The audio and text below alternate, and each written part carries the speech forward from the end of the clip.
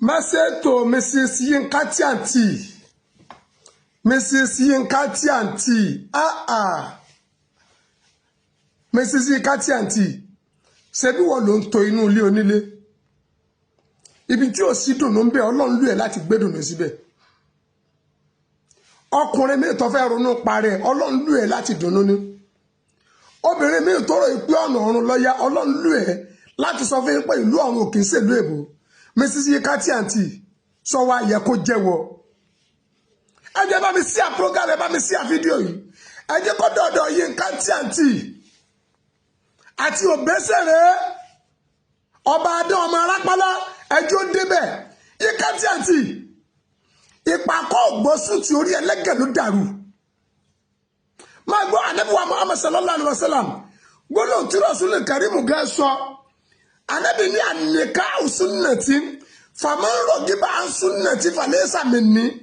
Ká fẹ́ yàwó ká lọ́kọ súnà Ànábì ni. Gbogbo obìnrin tí ó bá ní adé orí ayé asẹ́ lọ́wọ́.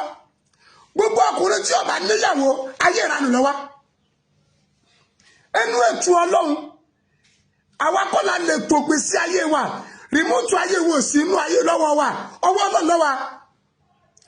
Yinka Tianti inú fífi Ọlọ́run lolúwa fi da ìwọ àti Alhaji wa Abbas Òbésèré ọmọ arápálá Ọlọ́run dá ipò nìyẹn. Ìpàkọ́ ògbósùn ti ní kí ló kàn pẹ̀lú téèyàn wí. Sọ àmọ̀ pé Yorùbá sọ pé tí ọba bá téèyàn jẹ ẹni fi yẹn jẹ alága. Ẹni ọba bẹ́ẹ̀ bá ọ̀nà ọkọ̀ jẹ́ náà ni ọmọ fi bú yẹn. Sọ yẹ kí irú ẹ wà kọ́ ọmọlàdé orí. Ẹni Ọlọ́run yẹn fún wọn nù. Ọlọ́run ọdẹ jẹ́ kí ẹjọ́ bára yín pẹ́. Àjọ gbé pọ̀ yín, àjọ sọ yín, àjọ jẹ yín, àjọ mú yín Ọlọ́run jẹ ọrọ̀rùn. Àárín ìwọ àti ìyálé rẹ̀ ò sì ní dàrú. Èèyàn lè yọ́ máa jẹ́ o. Yinka Tianti èèyàn lè yọ́ máa jẹ́ mọ́gbọ́ tiwọn o. Ajẹgbodò lọ́pọ̀lọpọ̀ ọkùnrin mi o. Ajẹgbodò lọ́pọ̀lọpọ̀ obìnrin mi o. Tí ń wà ní okúra kí wọ́n lè bá a pọ̀. Yinka Tianti, let me tell you fact and true. Bọ́lọ́run ṣe fàánú gbọ́ yẹn. Tí wọ́n àti Alhaji Abbas Òbésèré ọmọ arápálá tẹ́jọ́ pàdé hùn. Ọ̀pọ̀lọpọ̀ obìnrin nírú rẹ̀ wù wọ́n lè sọ̀rọ̀ gidi. Yinka wọ́n lè kọrin retí ọ́. Wọ́n lè kọrin retí ọ́. Torí inú tí ń wù wọ́n lọ́bọ́ mú wọn lọ́wọ́. Mrs. Yinka Tianti bó o ṣe bọ́ sọ̀ láì tó ṣe prógámù ṣé ìṣòtọ́ rẹ̀ mi gán láìkí ẹ.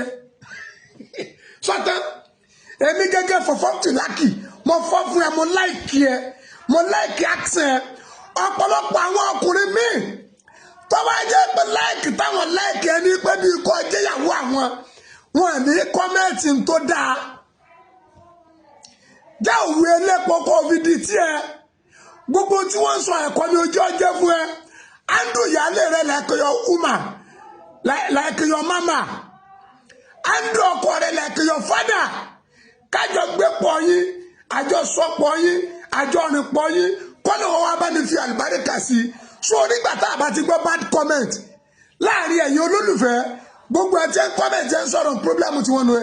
Yinka Tianti láàrin ìwọ àtọ̀rẹ́ mi Alhaji Abbas ọmọ arápálá ọ̀rẹ́ mi ni àtijọ́ pàdé níwájú former commissioner of Osun State Alhaji Nurudeen Bọ́lá Oyèbámíjí. Tálàjì Òbésèré gẹ́ wá bẹ́ẹ̀ tó Òbésèré ń sọ bó ṣe nífẹ̀ẹ́ former kiri wá sí lọ́sùn. Alhaji Oyèbámíjí ẹ̀fọ́ níjọ́ náà odidi owó l'Òbésèré bùn mi. Ọdún tí mo sọ ti pẹ́ o tó Òbésèré Alhaji Abbas ọmọ arápálá Òbésèré bá rí fídíò wọ́n mọ̀ rìmẹ́mbà 40,000 kó jẹ́ ẹgbẹ̀rún ni wọ́n bùn mí jẹ́ náà. Ọ̀rọ̀ owó wa kọ́ ni mò ń sọ mò ń fìyẹn júwe ìjọmọlúàbí tí ń bẹ lára wọn. Ìjọ ọmọnìyàn tí ń bẹ lára wọn. Ìmọ̀ pàtàkì ènìyàn tí ń bẹ lára wọn. Yinka Tianti náà màlẹ́yìká kan ni wọn náà jẹ́. Òbésèré màlẹ́yìká kan ni màlẹ́yìká méjì ló pàdé. Èyí tí mo fẹ́ kó ṣe ni pé sọ ìyálé rẹ di yá. Mọ́rí àìdá ìyálé rẹ kó ọkọ rẹ mọ́ra. Jẹ́ kórìíre yọ jẹnẹrétì láàrin ara yín. Bọ́lá ń bá ṣe dùn ọ́nú tó fi dùn ọkọ rẹ àti ìyálé rẹ nú àárín yóò ní dàrú. Ọkọ gbọ́ àyàgbọ́ lọ́lọ́pẹ̀ Yinka máa jayé ẹ lọ.